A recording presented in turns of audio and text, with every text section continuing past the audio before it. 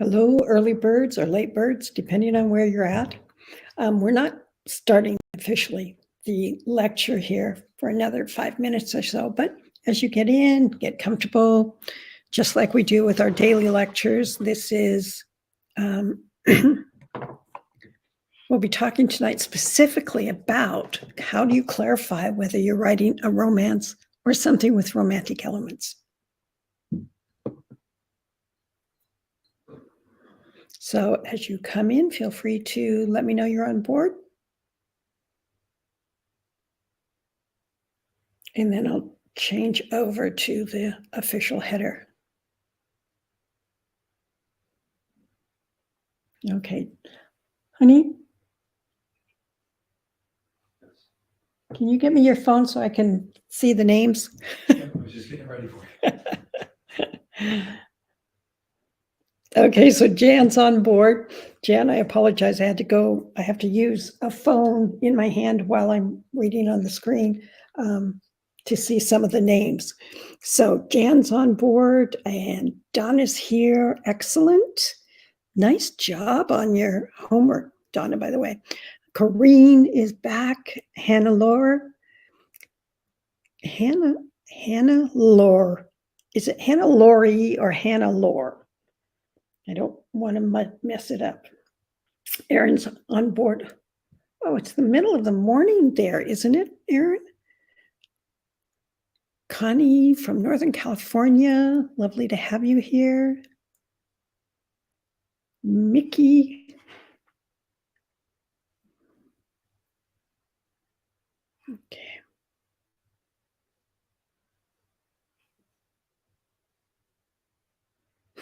Robert's on board. Glad you could make it. Oh, it's lunchtime. All right, then I won't feel so guilty.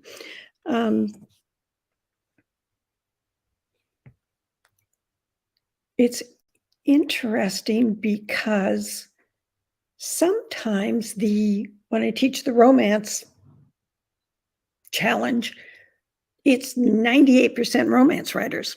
So, and otherwise it is, so I'm speaking predominantly to romance, but it seems like this group really has a lot of mixed writers in here. So that's why I think it's important that we break out and talk about what's the difference and how do you know what you're writing and make sure that you're on track so that I'm not confusing you. Hannah Lore or Hannah or Hannah Laura. Ooh, Hannah Laura, that's really cool. I didn't realize it was German. Claudia, nice to see you here.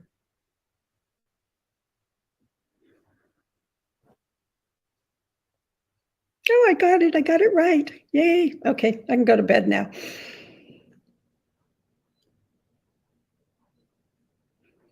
Echo is here too. How lovely. Yeah, sometimes having a bonus lection at a different time in the day can make it easier for some people to attend, particularly since people all around the world are in this class, and they usually are, or in this challenge. Having at least one opportunity where they're not really forcing themselves at a horrible hour to watch.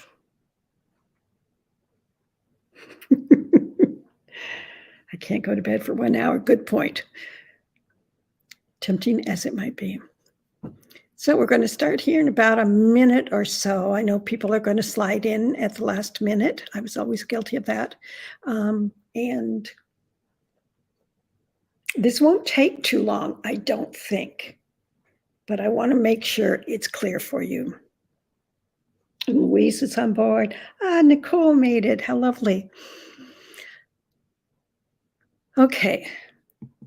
So again, what we're going to be talking about today is specifically, are you writing a romance or are you writing something with romantic elements?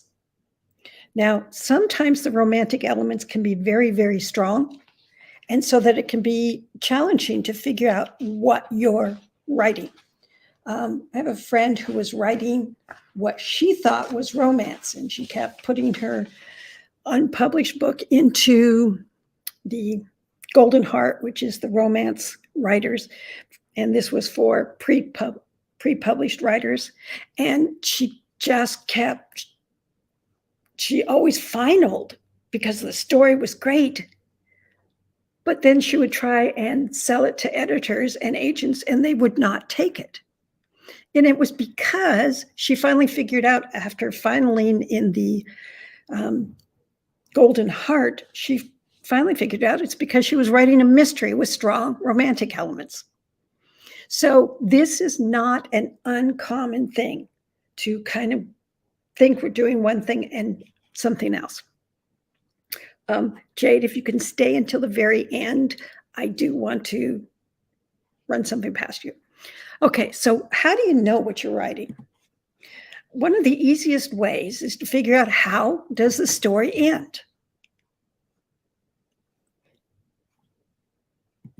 If your story ends on resolving the romance, the hero and the heroine, or the hero and the hero, the heroine and the heroine, resolving their relationship, it's a romance.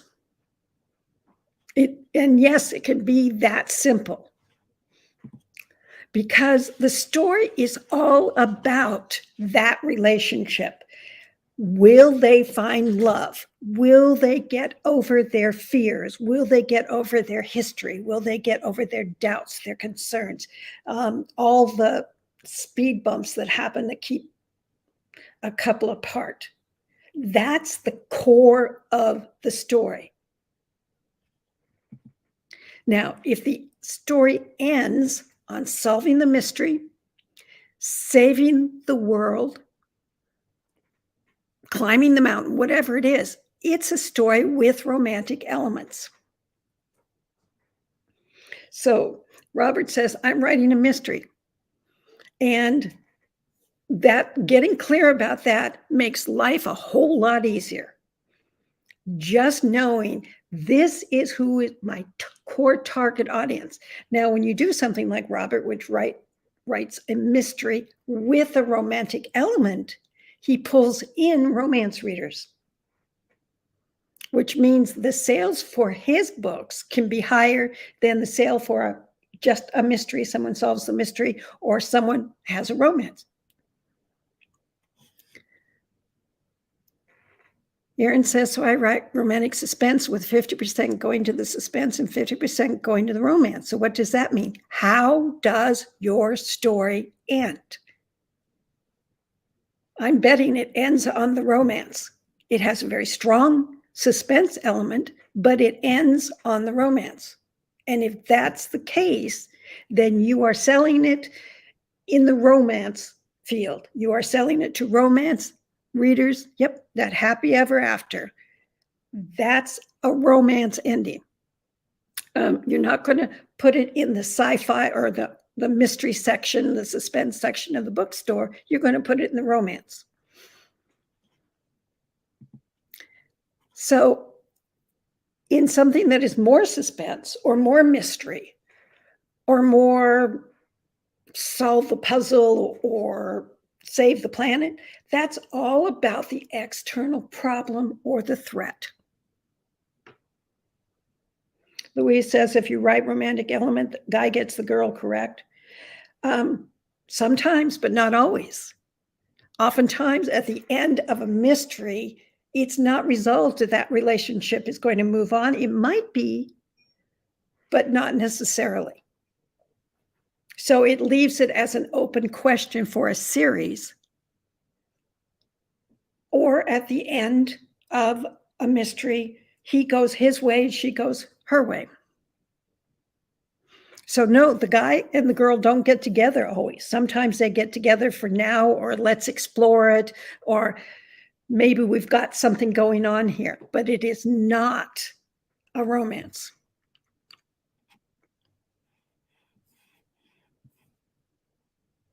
Okay, Hannah Laura is saying in her new series, I'd like each book to have a mystery to solve. Yep, not a problem, which will also advance the romance with a happy ever after in the, so I've got to see how I can see the rest of that question.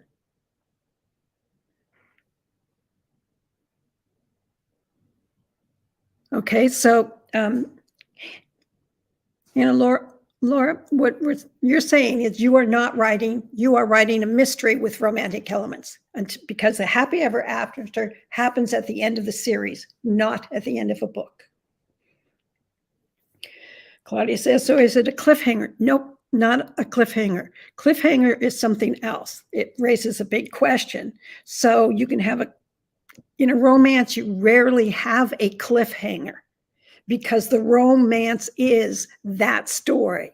The next book in the series is someone else's romance, but you want it.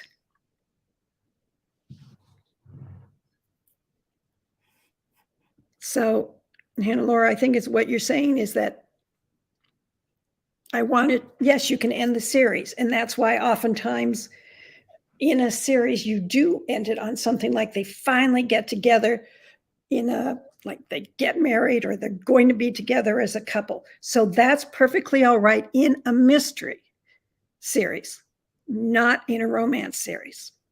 Now, there's exceptions because of indie publishing where there's more variety, but the HEA, someone is asking, is happily ever after. Yes, and that's why at the end of a book or a short story or a novella, you want to know that these two people are together in some way, that they have a relationship that is committed to each other. In a mystery series, they do that dance back and forth through 7 books, 17 books, whatever it is, and then they get together at the very end.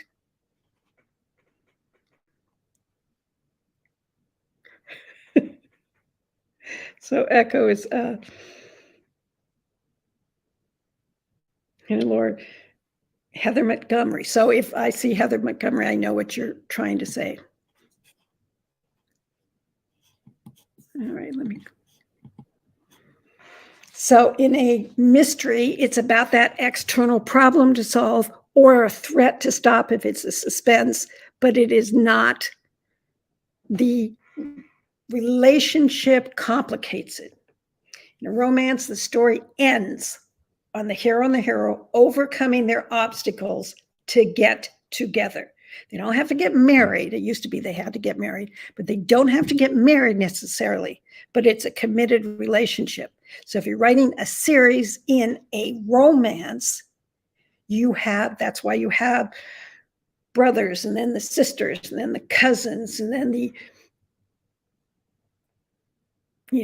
SEAL team or the whatever. It's a group. And so this person gets their romance in one book and it leads to a romance in another.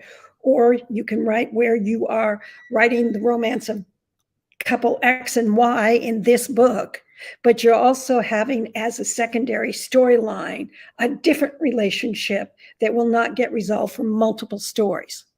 But as long as each story has a happy ever after in it, it's a romance.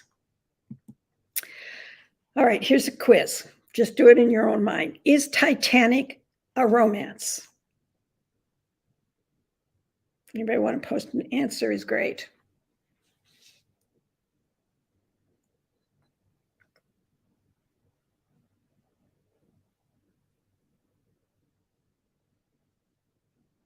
Okay, we're getting a couple of yeses here.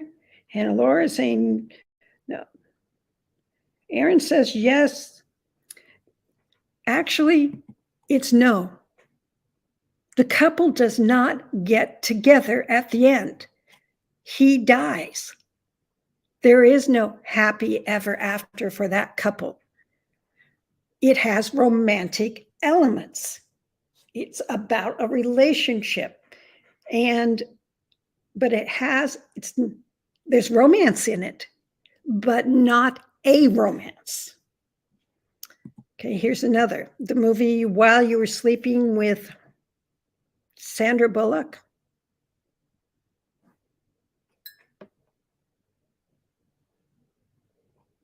Anybody want to guess on this one?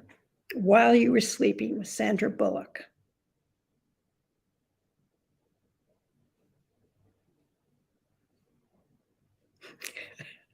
I like Kelly has very definite. Yes, most definitely. Yes. Why?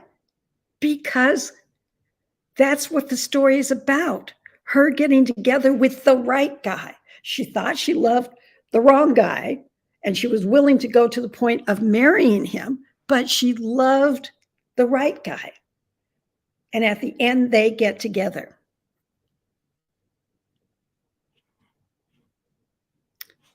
Bev, just a second. Honey? It's saying, is today's video been posted from this morning? Yes. And it's saying it will be posted in a few minutes. I'll double check it. I'll double check that, Bev. So While You Were Sleeping is a romance. Okay, no doubt there. All right. Notting Hill. I try to pick older movies that most of us have had a chance to see in one version or another, but yes, it can be problematic if we don't remember them. Anything about Notting Hill? Okay, we're getting some yeses. And yes, it is a romance. What happens at the end? So if it's happening, the romance, they're getting together at the end, it means that each of the twist points, the first twist point, which was yesterday or the day before's assignment, today's assignment is about the midpoint, and then tomorrow we'll be looking at the black moment. So at each of those points, even though there's other things happening in their lives, it is going to be about these two getting together. And so each of those points have to be, are they getting closer together or further apart? How about Wuthering Heights? Probably goes back to high school.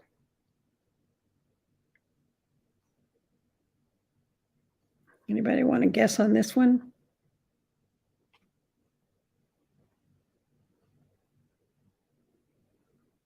So Anna says no. Corrine says no. Gloria says no. Correct. It's all about the angst of love, but it is not a romance.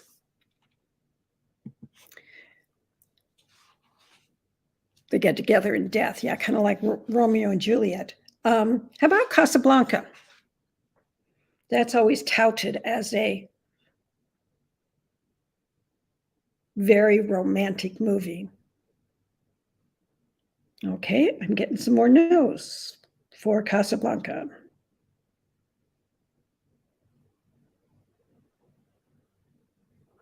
Correct. In Casablanca, the romance is the subplot that is going to, the whole story is about Rick moving from being totally isolated and totally removed from fighting the good fight and basically the king on his hill alone to, because his former lover came with her husband and came to Casablanca and they crossed paths, he could resolve that pain of being abandoned at the train station waiting for her, not knowing why. And because of that, he could help her, but he doesn't leave with her. Okay, pause here. Bev, the day 3 session replay is in videos under the media tab. The post thumbnail image that is in just the regular page is the starting a few minutes slide. So it's telling you one thing, but it's ready to watch. So the replay works. The reason it has that ready in a few minutes is because that's what we put up before the lectures. So ignore it, click on it, you can see the replay. I hope that helps you. So Casablanca is not a romance. How about the movie Ghost?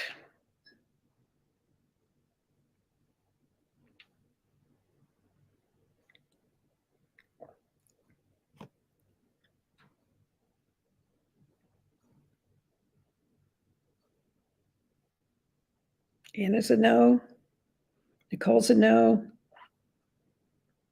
Corinne's a no. It's very romantic. Everything that the main character is trying to do is to protect his wife and to keep her safe, but it is not a romance.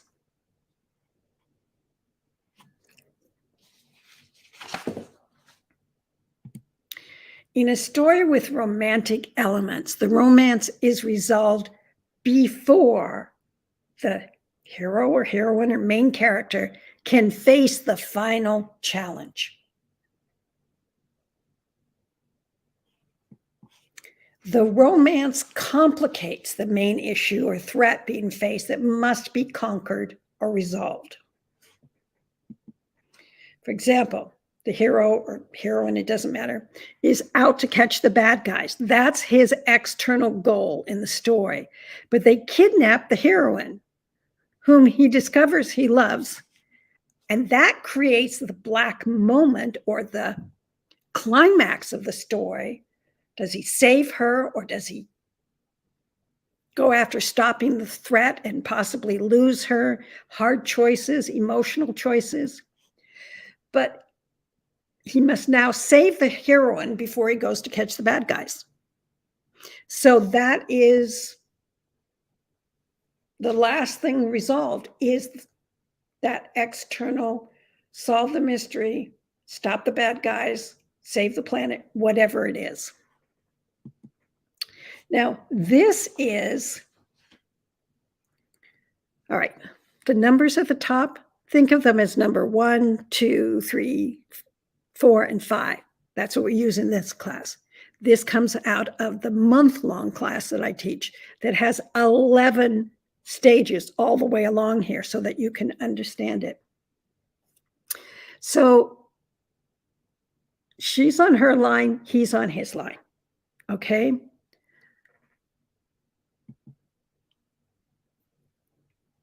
I'm talking about him right now because it's the blue thing. So he hits first plot point, which here is mentioned as the number 5, and they meet it at the same time. It is not one hits it and then the other hits it. Same with the midpoint of the story, which is going to be the answer to today's midpoint. Black moment in romance, or climax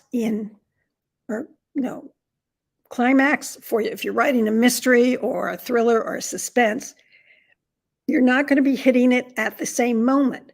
But this is why at day 2, day 3, and day 4, I keep asking you, go and look at, are both your characters? And if I don't see both characters being at the same place at the same time, it's not about the romance. Now, if you're just writing a book about his story, she's in the background there, but he's hitting these twist points that we're talking about. So it's all about what he's doing to grow and change. If you're writing this is a different way to show how he's on his story, solving the mystery. Her involvement is either before he hits the twist point, after he hits the twist point. Same way in the middle of the story, that crisis point in the story. The relationship has a complication before or after, but they're not meeting it at the same time in the same event. And the same with the black moment. Oops.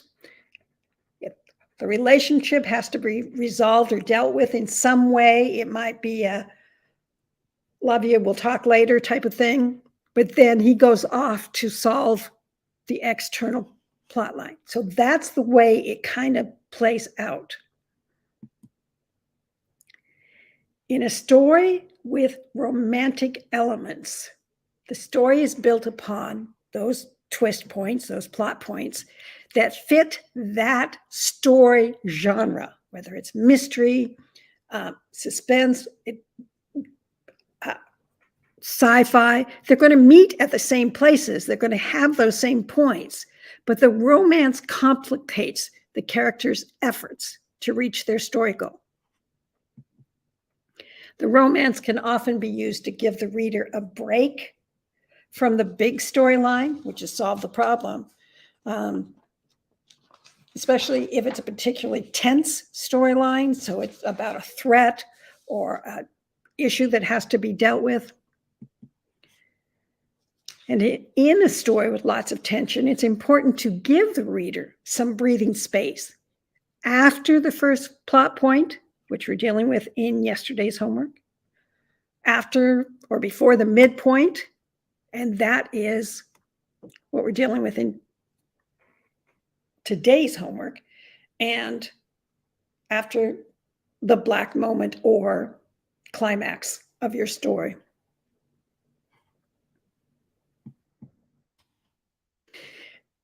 Because that, the romance reader is reading for that, but the other readers are reading for solving the mystery, solving the suspense, taking care of the problem.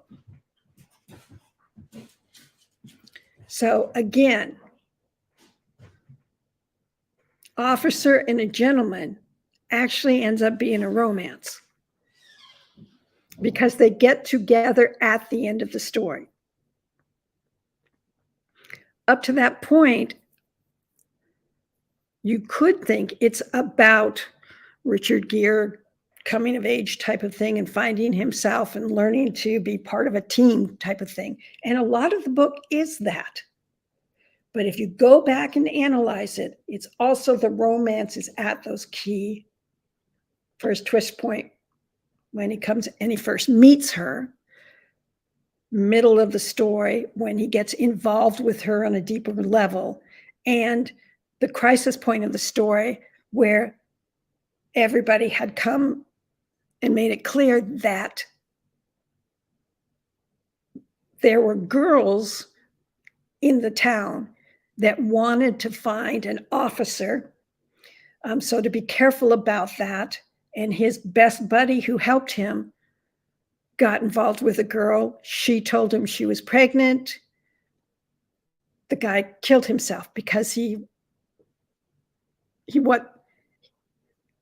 choice between marrying her or he wasn't ready for that, and he was going to fail because his mind was elsewhere. So it is a romance, but they use the secondary storyline to show you what could go wrong. And at the end of the story, it ends on the romance. Pride and Prejudice. Now, these are Regency because that's the time period, but it is all about the relationships. My Best Friend's Wedding is not a romance. Julia Roberts' character wants to get her best friend back. She's asked to be the maid of honor or involved in his wedding, and it sets off a whole string of events because he was her fallback. Her best friend was always going to be her fallback. So she did not have to figure out how to have a relationship or learn to love someone or juggle a relationship. But at the end, her best friend did get married and left. So not a romance. The Notebook, very romantic. And in fact, all of Nicholas Sparks, and he'll say it himself, he doesn't write romances. But romance readers love the romantic element to it.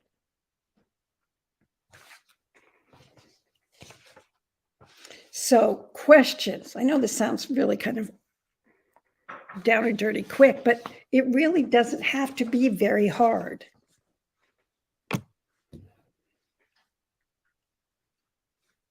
And when I said this morning about one of the things that we will, the speed bumps we find is that it's easy if you think you're writing a romance, but every time you hit those plot points, it's about that external goal. finding out who's stealing the chickens or whatever it is. And there's no mention of the romance. That's a very good clue. And that's why I'm asking you on some of the ones that I'm getting to asking comments about is this is showing it's not a romance. Is that correct? Anybody still confused here?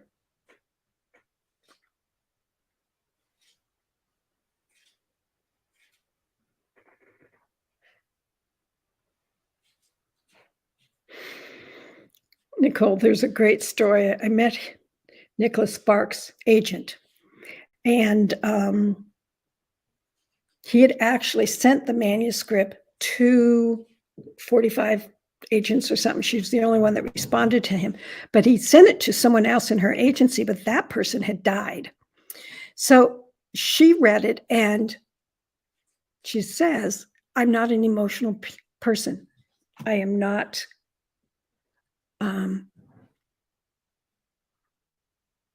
I don't do emotion. She was crying. So what she did is she sent it back to him and said, okay, I'm interested. Let's look at, and she had him do a rewrite on it. And he was willing to do it. At the time he was a pharmaceutical rep. And so he was traveling, but he's still ready to do it. And he did exactly what she wanted. And so she could take it to auction for him because this was after the Bridges of Madison County, and they were looking for someone, the next big someone who could write that. Bridges of Madison County is not a romance. So, okay, who is asking the question? Kareem, how about the inciting incident? What about that? What do you mean, how about it?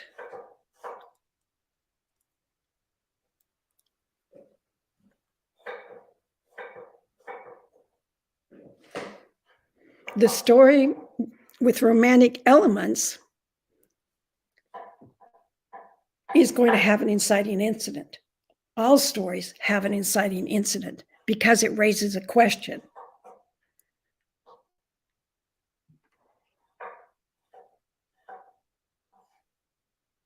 About giving a bonus on just the inciting incident?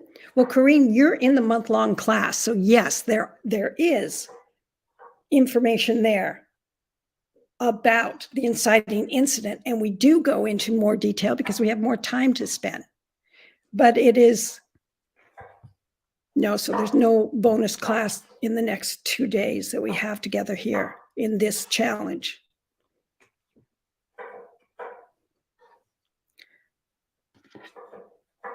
All right, so.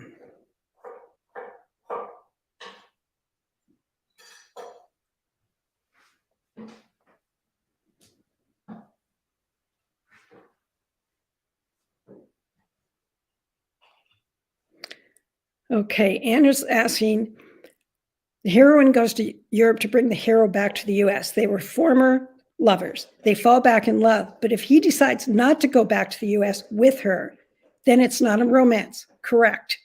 If he does go back or she decides to stay with him in Paris, then it is a romance. Correct.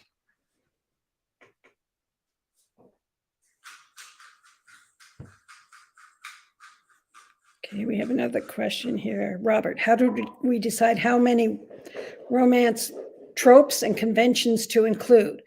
In the month-long class, I have a handout. I don't know if it's 26 or more than 50 tropes. Tropes is simply a romance term meaning this is the second chance at love. It gives you an idea so the conflict is built into it. That's all it is. So how many you include, if you're writing a romance, depending on the length of it, you might include 2 or 3, but if you're writing something else, you don't want to overload it with tropes because then they become just like caricatures instead of characters. So the tropes are to help particularly in shorter stories, help make it clear so that the reader recognizes, oh, this is a chic story. This is a enemies to friends story. So they have an idea if they like those particular kind of stories.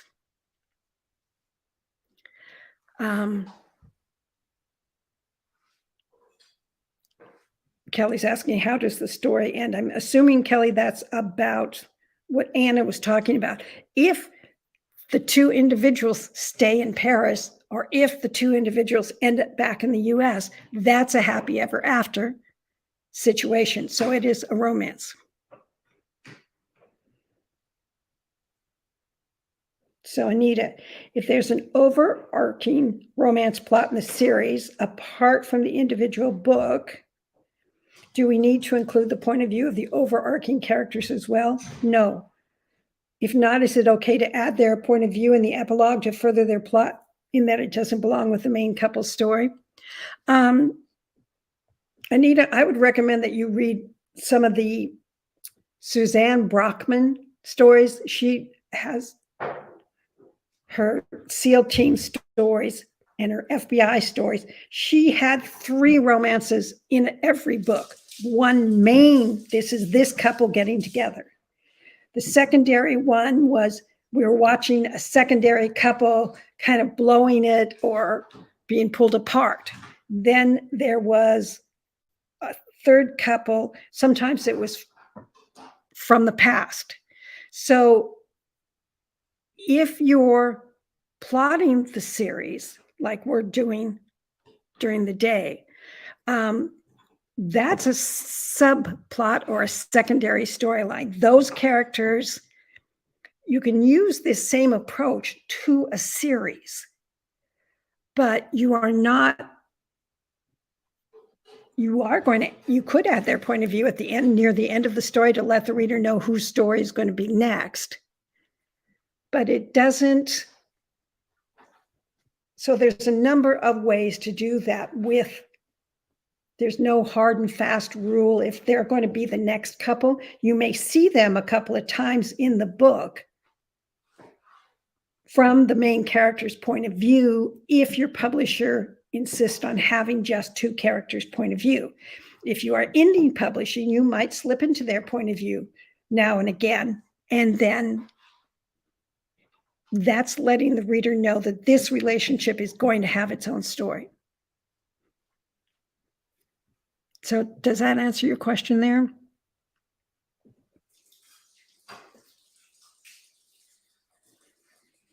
And Echo, you are writing, if you're writing a series with a new couple for the next book, that is a romance series. So you're okay. Aaron says, but I didn't slip into their point of view because your publisher, Aaron, frowns on it. But if you are directly publishing, then you can break some of those rules without having the head office come and scream.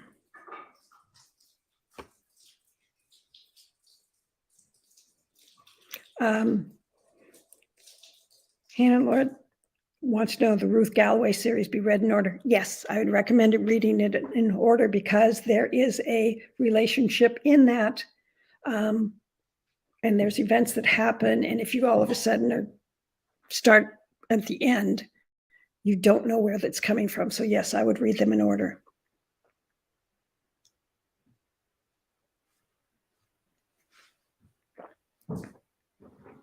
Any other questions here?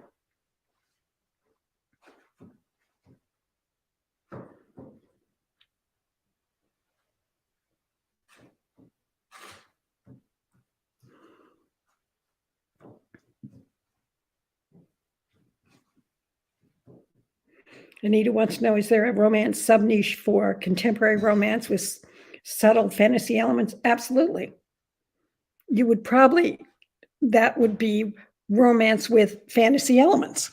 And again, a publisher, one of the traditional publishers may not want that, but sometimes it's called speculative fiction when it doesn't really fit in, but it has a little bit of fantasy in it. So that should be a problem.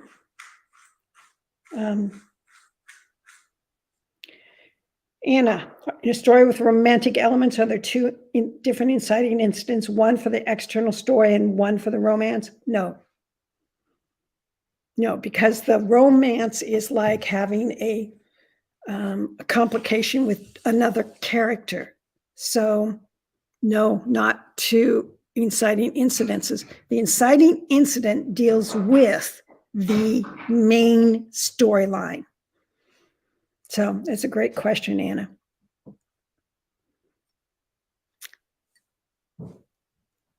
All right, somebody here, I've been tying myself not trying to impose an entire romance structure on top of what is essentially a coming of age story. Am I overthinking things? Yes. I like the simple questions. Yes, you are. Don't worry about the romance if that's not what you're writing. The romance will happen before the plot point or after the plot point, once you determine what the plot points are. So yes, you have been overthinking, and it happens.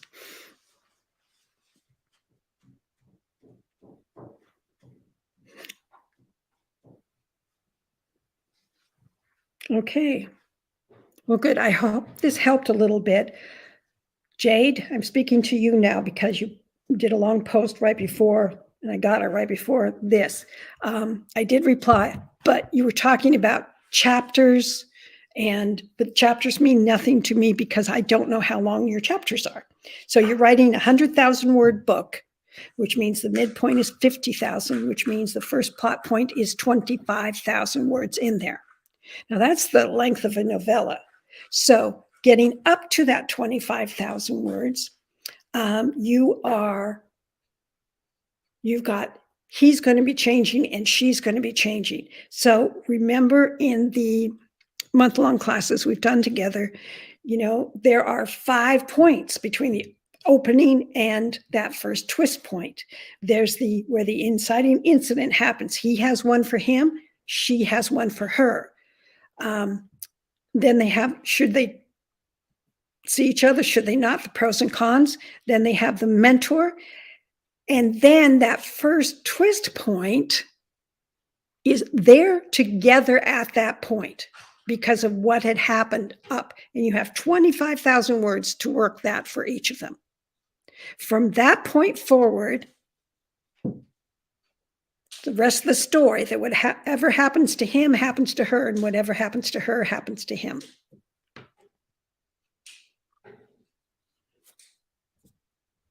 So I hope that helps you a little bit. Plus, Jade, you took the month-long class more than once, I believe, and we've never done a one-on-one, which means I call you up, we talk for an hour about your story or stories, and get very, very clear about it. So if you want to do that, just send me a direct email. That's something that I offer for people in the class because you've taken it multiple times and you were too busy. So it probably didn't work to talk about your stories. But in those one-on-ones, oftentimes I'm able to help someone get over the speed bumps that they're dealing with, but also I've plotted up to 5 or 6 books in there. Louise just did a one-on-one, was it December? Somewhere back there, October, November, December, somewhere in there. And it's a lot easier for me to understand where you're tripping up. Keep in mind, your first book that you wrote probably is going to be overwritten, particularly getting a lot of backstory in. So that's probably what you're going to be doing, tightening those. Oh, there's Elaine. How are you?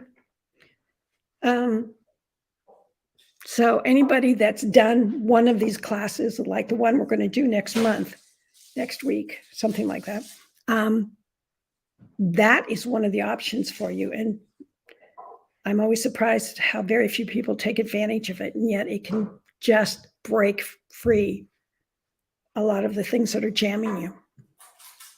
So thank you for everyone who showed up tonight, and I hope that it was helpful to you. And if I've been telling you this sounds like a non-romance, now you'll know why.